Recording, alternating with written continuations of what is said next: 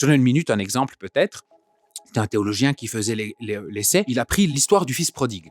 Et il a pris un groupe, il y avait 100 chrétiens américains, et il leur dit « Lisez l'histoire du fils prodigue ».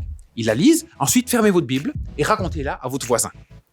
Et sur les 100 chrétiens, il y en a 2 qui ont mentionné que le fils prodigue, il est dans une mauvaise situation dans le pays de son exil parce qu'il y a une famine.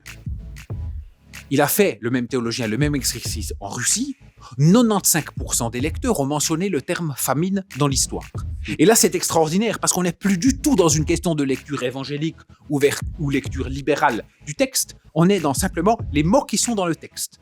Et simplement, ça montre que quand on est dans une culture de l'opulence telle que les États-Unis, on ne voit même pas le terme famine dans le texte. Ce n'est pas une question de grec ou d'hébreu, hein, c'est vraiment une question de voir le mot ou pas.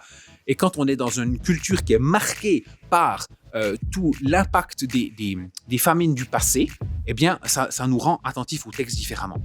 Et dans la rencontre missionnaire, y compris de l'évangélisation, j'ai envie de dire, parce que tout le monde ne voyage pas beaucoup, n'est pas forcément au contact de ces cultures-là, c'est toujours de savoir, mais finalement, quel est l'arrière-plan des gens avec qui je parle ?